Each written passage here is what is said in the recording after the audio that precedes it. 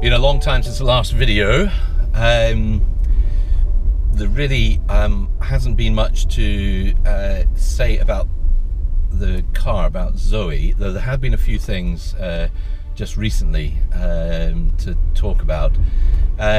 Really, since last year, since I had the kind of charging circuit and all that replaced at well, it was last time it was serviced in January of last year, everything's been fine basically. I mean, you know, there's been a few little issues, but nothing major. But it's just been in for its 4-year service and second MOT, and I just got it back I think I've had it back for maybe a week now, and while it was in, they carried out the battery management system update. I had been having issues with the charging, so, and not like it was causing any problems, but the problems, the issue that folks had of the 99% to 100% taking a long time. It was up to about 2 hours, 3 hours, something like that, for it to do that conditioning element of it. Hang on a minute, I've got somebody here, just... Okay. Somebody with a pram walking along the side of the road where the roadworks were. Just wanted to make sure I avoided them. Yeah, so it's had this battery management system update done to it. It also had there were some suspension issues that have been sorted. What were they? I will show a wee video of the creaking of the car. So this was filmed just on the day it was going into the garage, and then I took one of the guys from the garage out for a test drive to find some speed bumps to go over. So we were getting this terrible grinding sound from the bushes at the front.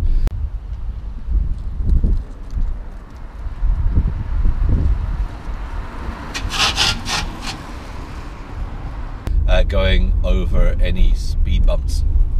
It was when both wheels were going up and down. So if it was only just on one side, it wasn't too bad. But when both wheels, then there was this grinding, grunching noise, which had got a lot worse in our very cold weather that we've been having. So I assume as the rubber bushes kind of tighten up or get more solid during the cold weather. Those were, and then it was just the regular service and MOT. So it did fail its MOT on surprise, surprise, the front suspension. Now, it was all covered under warranty, so I wasn't out of pocket, other than it took a few days and paying for the insurance on the courtesy car. What they've ended up doing is replacing the bushes on the anti-roll bar and the lower A-arms, the lower wishbones have been replaced as well. I just tried to get a little video with the GoPro under, which you could just about see there that the lower suspension arms have been replaced. Now it does make me think that there is some kind of issue with the suspension. So I've never owned a Megane, which I think the front suspension design is based on an older Megane or a Clio before. I have had other Renaults, had a Renault Grand Espace in the past, with which I never had any problems with the suspension. So I do wonder if there's a bit of a weakness in the design with the suspension, and whether it's a weight issue. The extra weight is causing the something to happen, because we've already had the drop links replaced. That must be a couple of years ago now that they were replaced under warranty. So it does feel like, I mean, what have I done? That's 28,350 miles. It's not a lot of miles to be having to replace all these parts on the suspension. I mean, this is unheard of for me. And I've had 1, 2, 3, 4 Citroens with hydropneumatic suspension, oleo-pneumatic suspension, another Citroen with air suspension, and a Mercedes with air suspension, and none of them have had to have as many repairs as this has now had, just for simple stuff, you know, on the suspension, bushes, drop links. None of this is very complicated stuff, but there you go. That being said, now that it is repaired, it is like a brand new car. So I think it might be my last video, which was months ago. I was, or a couple of videos back, whenever it was, but I was test driving one of the ZE 40 models, and the thing that kind of stuck in my mind is that it just felt better screwed together. You know, it just felt tighter, the car. This now feels exactly the same way, and I realised it was just what was making it feel is that obviously things were just getting a wee bit loose under the bonnet, and so you were just getting a little bit of that rattle coming through. It just, things felt a bit loose. That's completely gone, so it feels rock solid now, and as I say, it feels like a brand new car, which is, hey, that's not bad. So I'll take that. Yeah, really pleased with that. So I've been fascinated to know if any of you fellow Zoe drivers have been having the same problem with the suspension. Now, one thing that is maybe a bit unique to our setting, of course, those 28,000 miles have primarily been miles done around the city, and the roads around Aberdeen are, one, horrendous in quality, partly because of the winters and getting ripped up by the ice and all that kind of stuff, and we have speed bumps everywhere. So the roads around us have all got speed bumps on them, and they are horrific. So the suspension does get a lot, you know, if all those 28,000 miles had been on the motorway, like this bit of motorway here, beautiful new tarmac, lovely and smooth, maybe it would be fine, but it's because of all the trauma that the car has been going through that those 28,000 miles have been tough miles on the suspension. So I would be interested to know if what others think about that. So that is the suspension, and all good. I'm really liking, and it is quiet going over all the speed bumps and all of that, not a sound, and kind of remember how quiet the car can be. Some of that had gone because of just some sort of creaks and groans and rattles and things like that. So I'm really chuffed and pleased with that, particularly that it was covered under warranty. Now, I did before, because this is coming to the end of the whatever it's called, +4 or 4+, the 4 years of servicing and warranty and all of that, I hummed and hawed about the extra warranty, and partly because last year I had the issues with the charging, which would have been honking expensive if you were having to pay for that stuff yourself.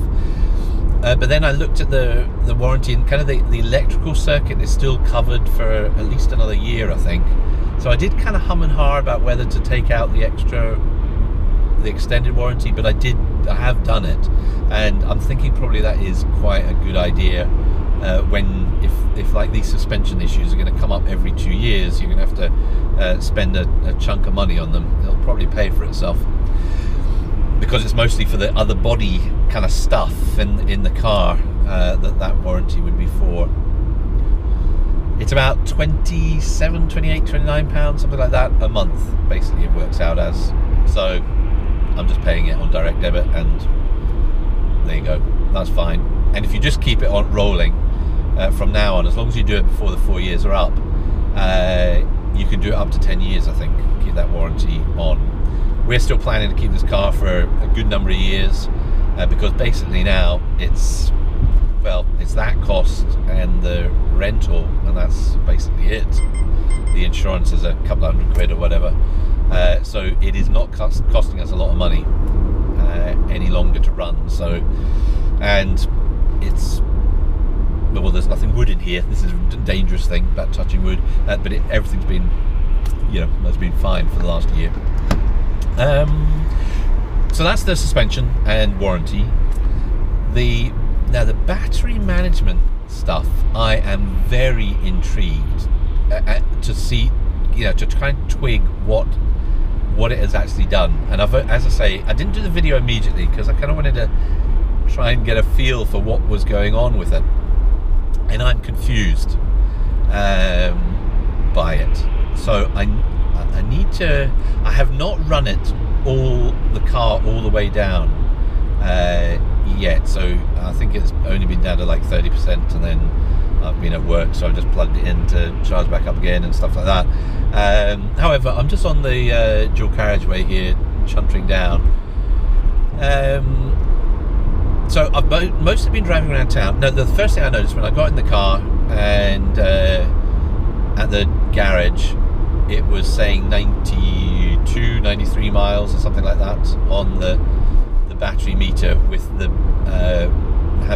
trip meter having been reset. And that's not the double pedal thing, that's just holding down the B button to reset the B trip meter, which then kind of evens out the battery level. So that is way higher than it had been, because we've had really cold weather, and basically the highest I was getting when I was resetting with just holding the B, so not the full pedal reset, was 72 miles, I think, something like that. It would come up with. So it's added on the image 20 odd miles on the battery gauge, but I'm still not sure what it is doing, because that 70 odd miles was about right for in the cold weather and driving around the city.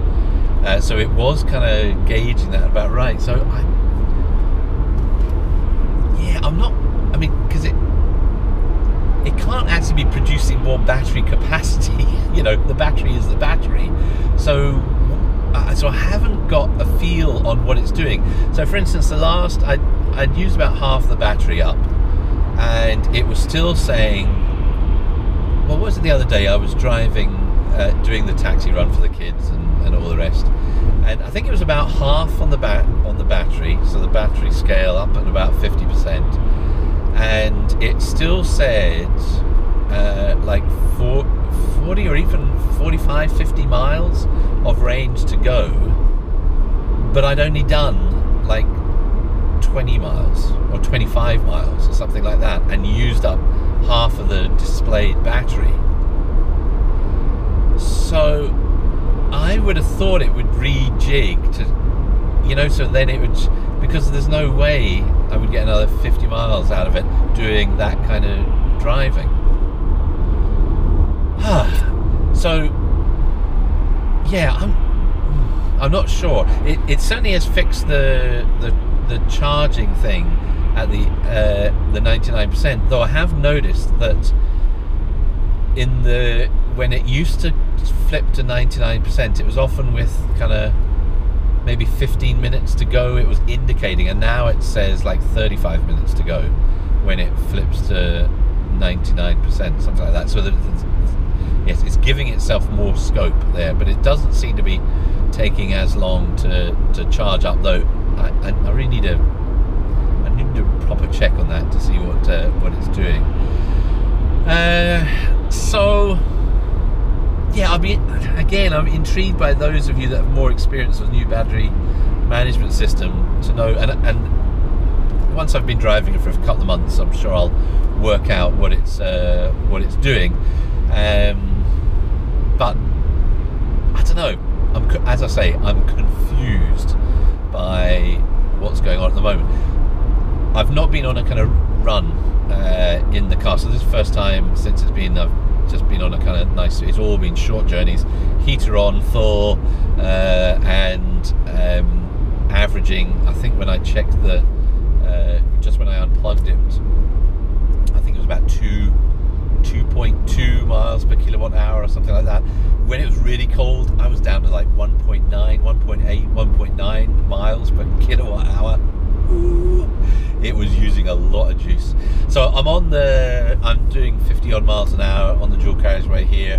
I'm averaging 3.6-ish miles per kilowatt hour at the moment. I don't have the heater on, which is probably helping that, but I am starting to get a bit cold because it's 0 degrees outside at the moment. So I'm going to crank that on. Sorry, it's going to give a bit blowy for a minute while it gets up to temperature.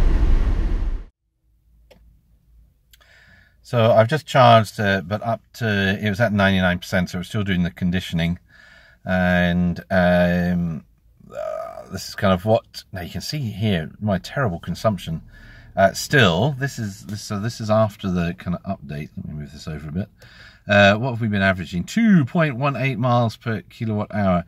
Of course, this morning, when I got in the car, it was -4 Celsius. So full heater, no eco mode or anything like that yet. Right, it's just been serviced. So yeah, so let's I'm just doing the update on the B setting, just holding down, and boom, look at this, 91 miles over here. Now that's a big change. Cabin is up to temperature now, so I've turned the fan down a wee bit and back on.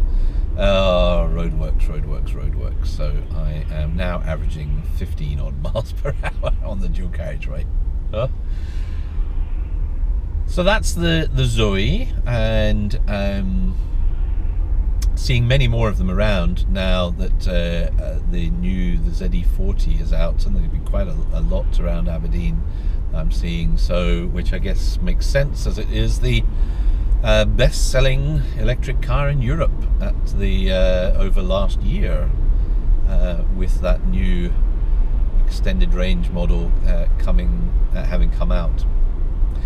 Lots of, I just got Auto Express through and was having a wee look through, and loads of articles about different electric cars coming. I mean, things are really changing from 4 years ago, when you're still a bit of an outlier to be thinking about an electric car 4 or 5 years ago, that time frame. Much more mainstream now to be thinking about it, which is good. I have been changing my mind about the new version 2 upgrade on the Nissan Leaf. When it first came out, I was a bit bemused that it was basically the same shell, and that they hadn't really changed anything in the shell, and the window lines, the doors and all of that look exactly the same.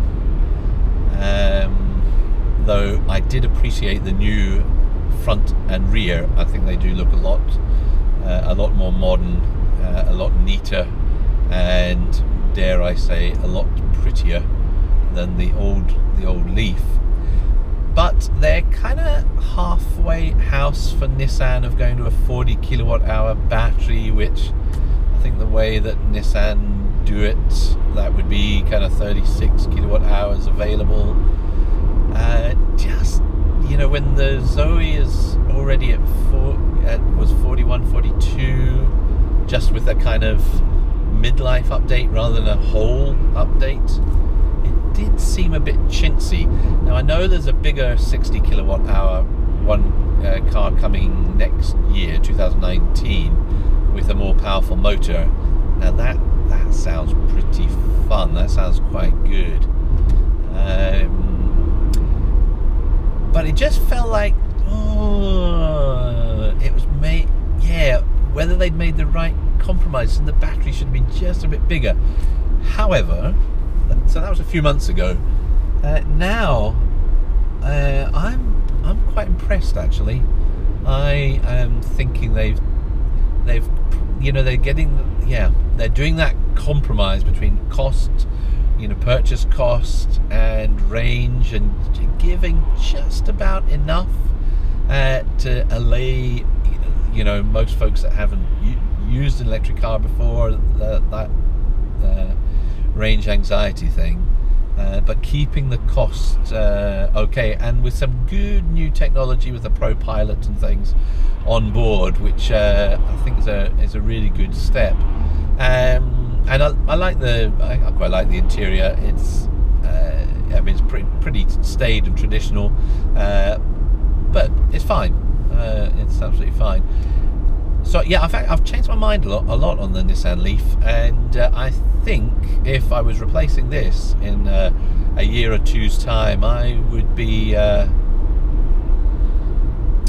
sorely tempted, and I'd be much more sorely tempted by a 60 kilowatt-hour version with a more powerful motor. But the well, actually, we've still got average speed cameras. I'll just better wait until we're past the 50-mile-an-hour limit here. Yeah, so kudos to Nissan. I think they've pulled a pretty good one here, actually. Now that I kind of think more about it, what they were trying to achieve with it, and keeping the cost as a reasonable cost. Yeah, I think they may have hit a kind of sweet spot there, which again will help for kind of mass market. It was always the thing with the Zoe. Once it kind of gets to a tipping point, and you've seen this with the 40 kilowatt-hour one, so many more people are going to see, I can afford the car, it fits what I need, any limitations there are only going to be very few and far between on the range, and so they can bite the bullet and go for it. And I think that with the Leaf, they've probably hit that sweet spot as well with it. So yeah, I think that is looking like a pretty nice job. Interesting that they're still not doing any thermal management. Of course, the Zoe does have thermal management on the battery for keeping it cool.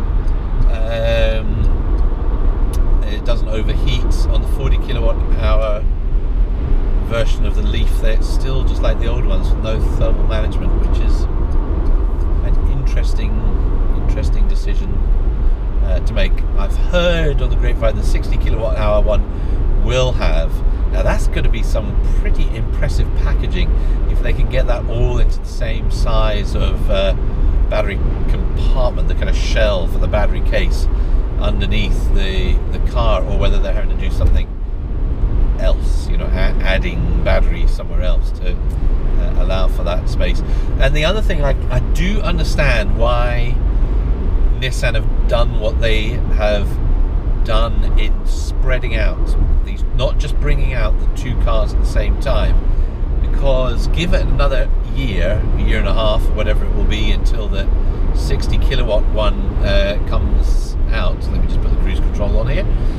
Then the battery price per kilowatt hour will have come down another jump down, so it will make that 60 kilowatt hour car more reasonable than it would be if they tried to release it now.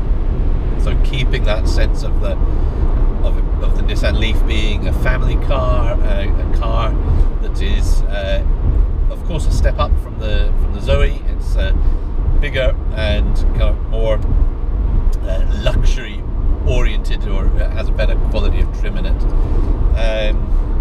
yet is not at the same level as your Tesla Model 3 or anything like that. And then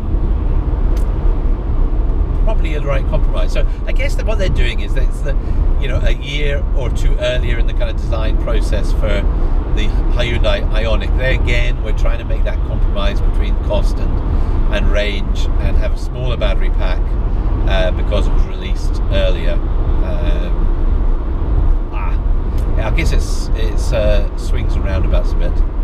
The other car that electric car have been looking at with a lot of interest is the e-Golf, the new revised e-Golf, which looks like a cracking good car.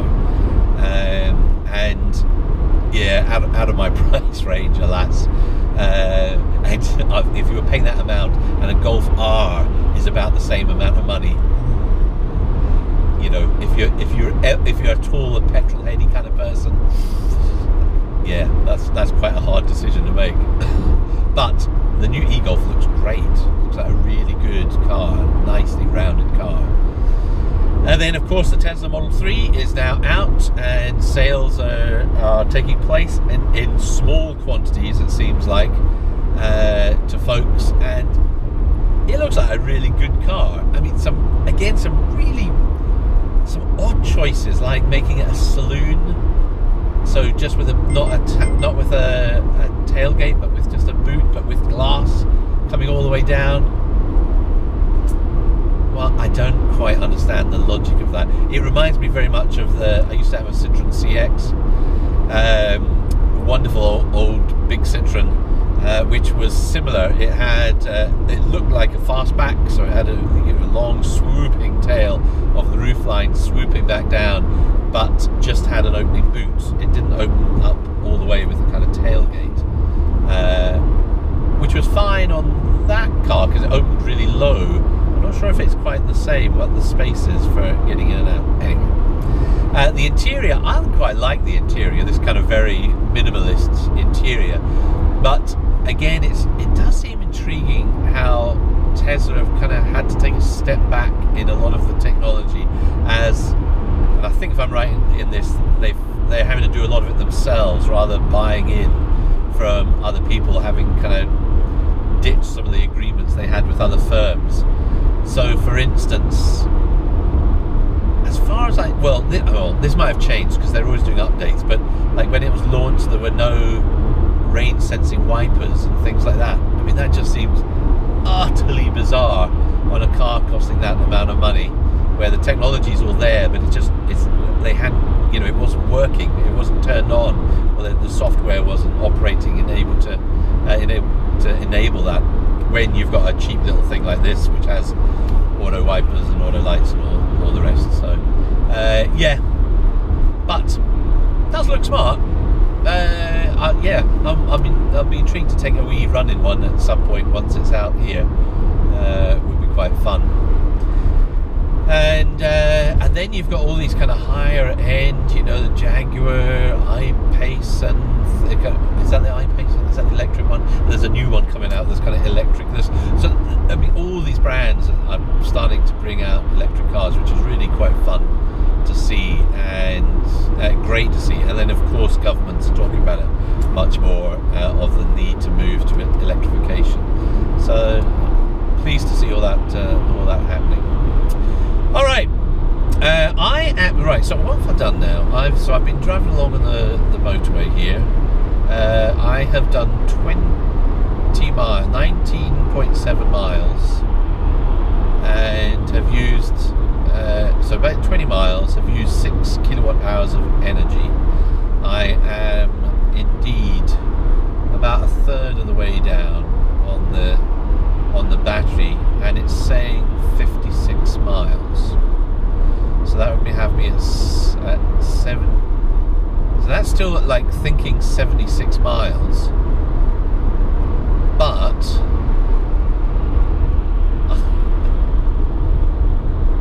if I've only done 20 miles and I've used a third of the battery, then that's only going to be 60 miles. And actually, on this run of road, I would actually expect to get, even though it's 0 degrees, once the battery kind of warmed up a bit, I would be expecting to get 70 or 80 miles, because I usually drive down to Perth and get and that's about 80 miles, 82 miles, something like that, on one charge. Albeit when it's cold, I can be pretty close to the boat doing that. Right, I'm going to drive a little bit further, and then I'm going to turn around and head back to Aberdeen, so that I'm kind of running it. I might crank the speed up a little bit here, so I'm using a bit more juice, just to see what it's going to do. I've just got to bang on 50% on the battery. So I've just turned around and heading back up to the Aberdeen. So I've done 31.6 miles and it tells me I've used 10 kilowatt hours of energy. And man, this screen is so dusty. I need to give the TFT screen in the car, now that the sun's behind me, dusty and covered in dog hairs. What the heck is that all about? In fact, I might just give it a wee clean while I'm at it. Yeah, God blimey, when the sun is behind you there, you can't see diddly squiddly. See, when I'm mostly driving around the town, I don't really need to worry about any of these sorts of things, but on the motorway it's quite noticeable. Right. Oh yeah, no, I've made a right pig's ear of that, trying to use a tissue for doing it rather than a proper cloth. Oh jeez, yeah, I can't even see anything now. Oh dear. Right, 50 ahead, better slow down. Yeah, so I've just cleaned the screen off a little bit so you can see a bit better what's going on here. So I'm now a bit below, so it was saying 39 miles on the range here when I turned around, doing about 50%. So now it looks like I'm halfway down the next bar there, and then on the other side you see it was about 32 miles I had done. So just get us back up to speed here a bit. So there's no, I don't quite understand what it's doing. I mean, that whole starting at 90 miles thing is a bit of a joke. Yeah, I kind of feel like that's the 70 odd miles it was saying was much more realistic here. So, well, we'll see what happens. So, what I'm wondering, and this is where only experience is going to tell, or those of you that have been playing around with this for a lot longer, is it loading where, like, how the range meter is deciding what your range is? Is it loading that at the front or the back end of the battery? So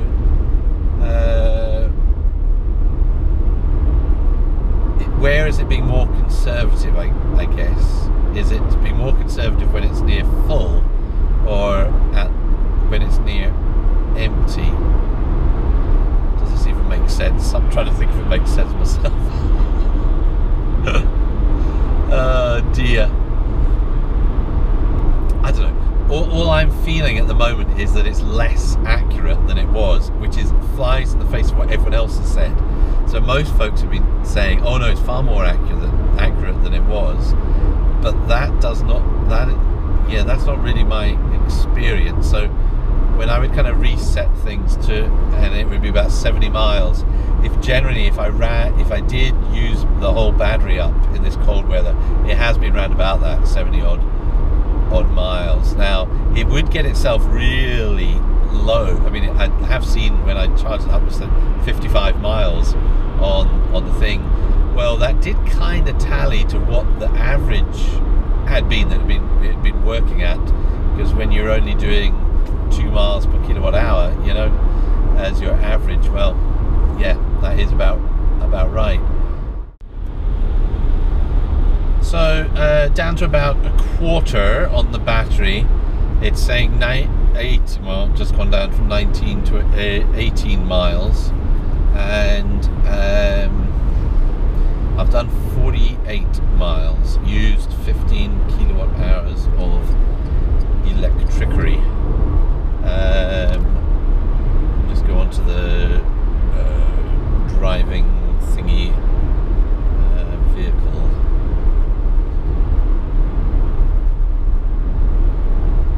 Consumption details. Yes, 15.2 kilowatt hours used. 0.8 has gone on the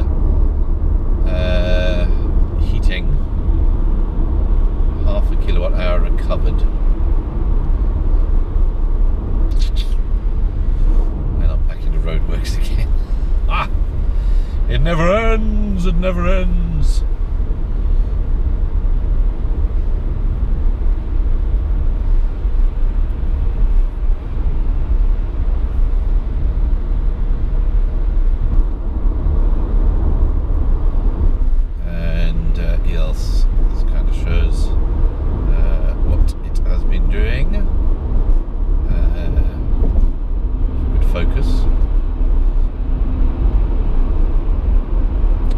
Yeah, typical motorway driving right there. A lot of consumption, not an awful lot of getting anything back.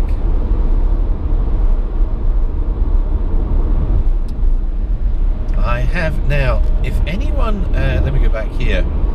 If anyone has any idea how to clear these notifications up at the top of the screen here, where it says 6. Oh man, I would dearly love to be able to get rid of those. I used to be able to get rid of them, but I don't know what's happened. I can't. They don't ever seem to clear, no matter what I try and do to get rid of the stupid things. And at the moment, these are all jeepers weepers. I don't know. This phone is really struggling to focus. I've forced it to focus there. Yeah, it is bizarre. So, if anyone has any wise words of wisdom on how to get rid of these things, because anything I do to try and clear them or whatever, they just come back again. They're just there, or I just can't get rid of them at all. Actually, very frustrating.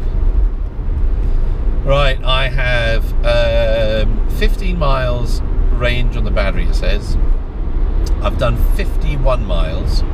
I've got 11 miles to go to get back home. So we're looking at about 65 miles. That's not great, actually, is it? I've been kind of cruising between 50, 55, 60, 70, all those ranges of speeds along here.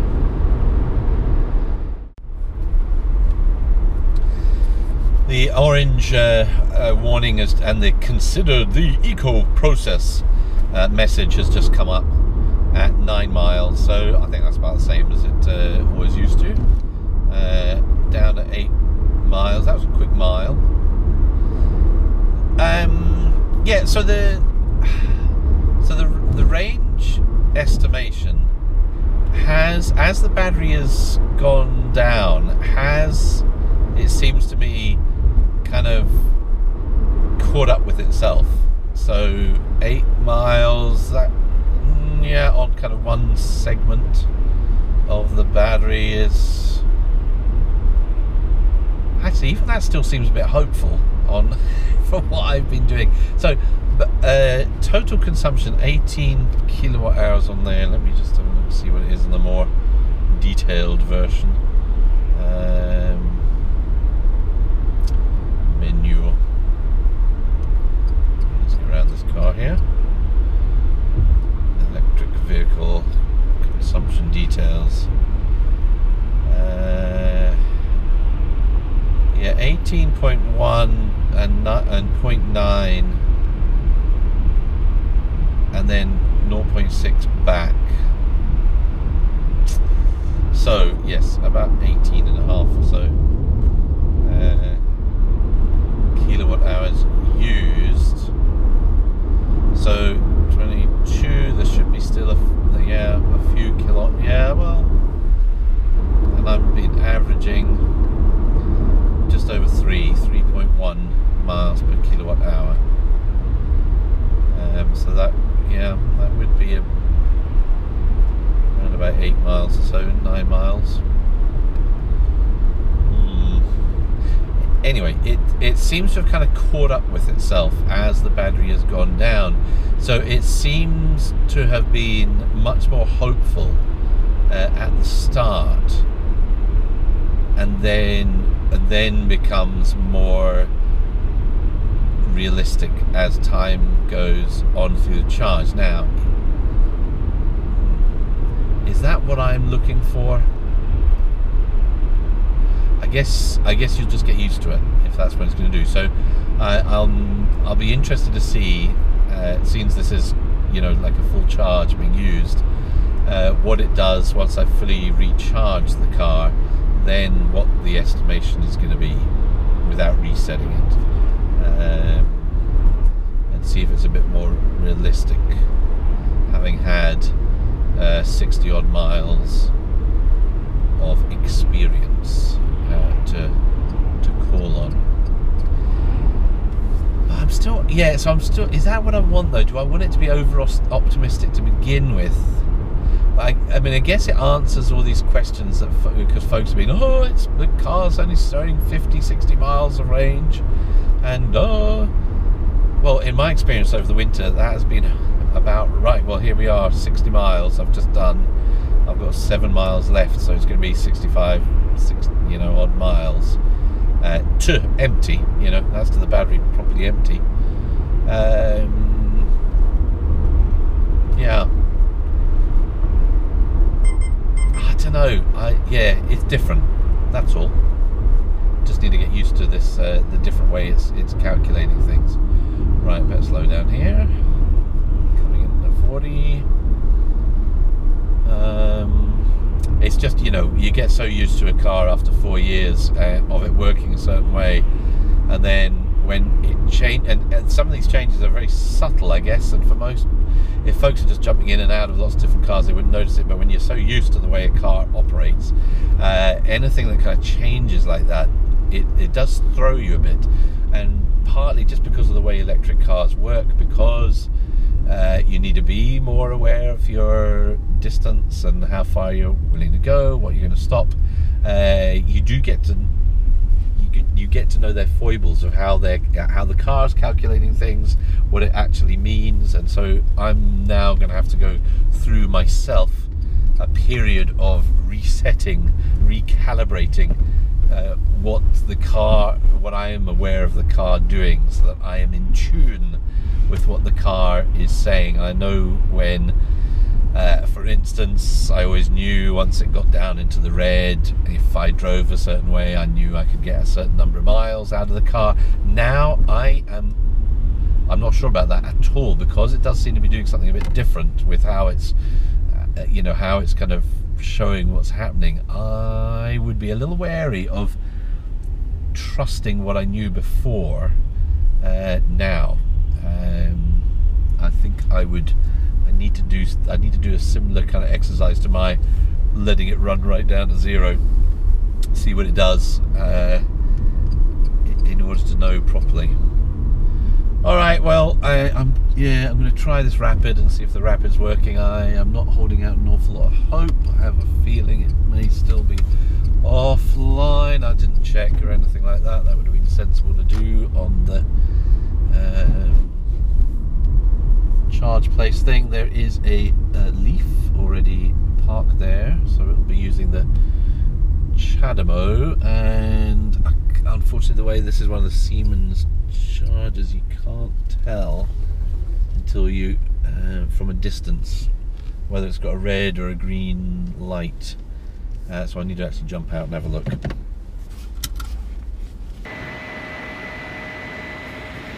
Yep, fat lot of good this is.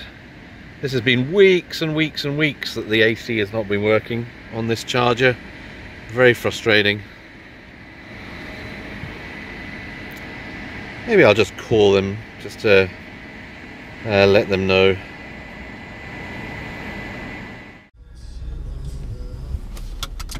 Yes, as I feared, red lights still not working, so I called Charge Place Scotland to let them know. No one's coming that way, that's good. I will just duck around this way, get out before this car comes. And it has been out of the AC side, out of function since November. And this is a really key charger here for folks getting it. It's used all the time, so hopeless. Thankfully, I haven't really needed to use it, you know, as I've not needed a rapid charger for for a while. I'll tell you, having this workplace charger, oh, that is a godsend. When I don't have a charger at home, do have the public chargers nearby, but so we have a lot more electric cars around in the community around us, and most of the houses don't have off-street parking. It is well used, that charger. So there was it's supposed to be fixed on the 9th of January. Well, here we are. It is the 19th of January. Still not working. So engineer either had not been out or was not able to fix it or whatever. So I'm going to chase it up. But it's a shame, because I think that's the only charger around Aberdeen that actually works at proper 43 kilowatts. You know, all the other rapid chargers are restricted to 17, 18 kilowatts. So you're actually quicker going to one of the 22 kilowatt ones than the supposed rapid ones for the Zoe anyway. On the AC side, hopeless. There is one up here that is one of those, which, oh well, I'll maybe go and plug in at that. Will I? Or will I just go in home? Maybe I'll just go home and plug it in there. And I'm trying to think if I'm doing anything else tonight, or if I can just leave the car just to plug in all the way up to 100%. I think I probably can.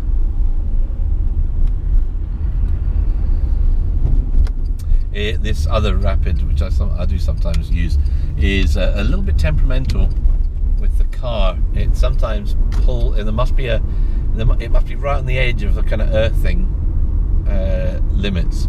So occasionally the car does reject it, and you try a couple of times, and then it'll take a charge. But it's just that the Zoe being quite sensitive to the earthing. I assume that's the issue. Thankfully, the one at the installation up at the church is pucker, and not had any problems with that at all.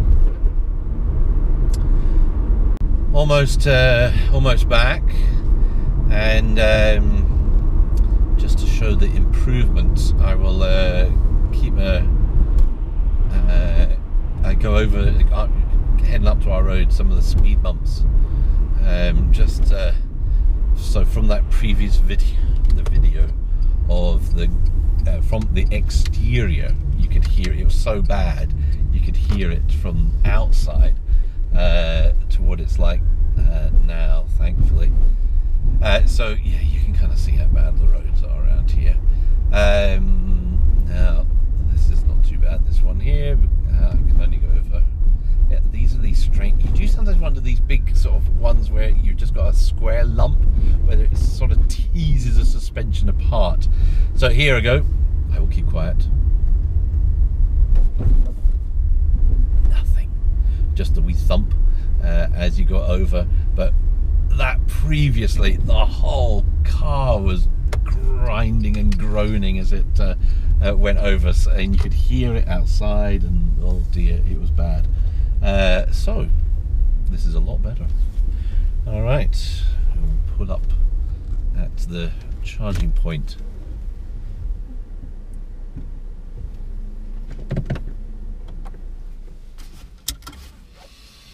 And yeah, so look at this, horrendous on here.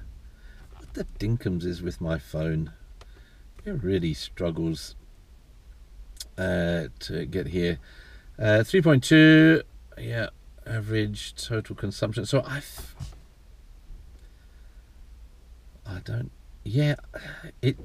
what is it doing? I am confused. 63 miles. If I come over here 5 miles, and well, as you can see, if I can, let me come around the horn here. Right, come on, focus. There's just, we are not much. We are maybe at 5%, 6%, something like that. We'll find out when we plug in here. We're still on orange. We haven't hit the red warning yet. But mean, if I'm reading this right, we're at... Let me go back to the what it says for the car details. Electric vehicle. Consumption details. So 18.9 plus 1.1, we're at 20 kilowatt hours. Energy recovered 1. Now, I've never quite understood what this does. That mean you can take away 1, or it's actually you've used 21? But you know what I mean. But that would suggest to me that there's still between 2 and 3 kilowatt hours of energy left in the battery. And yet on here, that ain't 2 or 3 kilowatt hours worth on the meter. So this is what I mean by I'm not quite sure what it's doing. So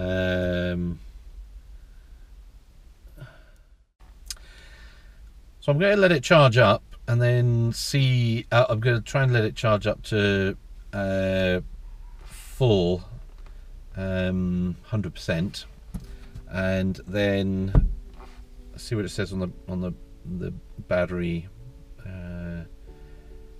range estimate after that. Okay. I mean, otherwise everything's absolutely fine, no problems. So it's just that learning what's happened and how it's working. So right, I'll have a little extra bit to follow. Until then.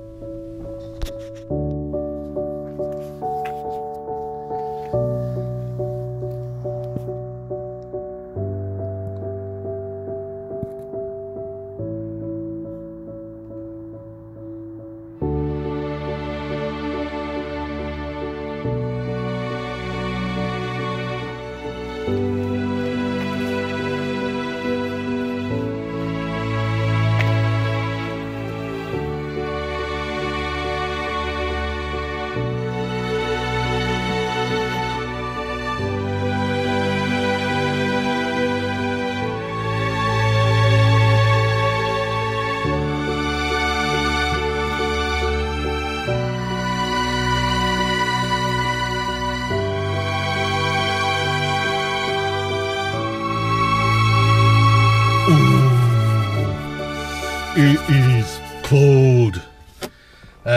So the car has finished charging, and it is where have we got it here? Oh dear, hang on a minute, I've put the flash on. There we go. Yeah, it's cold, -4 degrees at the moment. Let's turn the volume down there, and as you can see, 80 miles on the clock, having fully charged to 100%, but really very, how do I get into see it properly? Very cold here, so yeah, it is cold indeed. Right, so anyway, that's 80 was that stop recording? I think so. I'm just gonna put the car back to the house. Seems it is finished now. I did take a screenshot on the phone of the charging, so I think it was about 2:36, something like that, I started the charge, and it wasn't finished till after 7, 7:15. So it's still like, what's that, 4.5 hours or something, a bit more than that. So it's still taking quite a long time to do the full charge, and the battery would have been warm when I plugged it in, because we'd just done full a full charge, you know, down the motorway and back, done 80 odd miles. Oh no, not whatever it was, 67 miles or something, but fast. So the battery should have warmed up. Of course, now it is cold. You can imagine probably the temperature. Well, sure, the temperature was going down and down on the battery, even though it was charging, because it was so cold. So that may well be part of that. So we'll just need to find out once it warms up a bit what it's doing. So I did 63 miles with 19 kilowatt hours used, according to what's on here, leaving 3 kilowatt hours at an average of 3.26 miles per kilowatt hour. So yeah, I'd be talking about 70 miles, and it's saying 80. So again, now that it's fully charged, to my mind, it's still over. It's still like 10 miles over what I'm actually going to probably get out of it.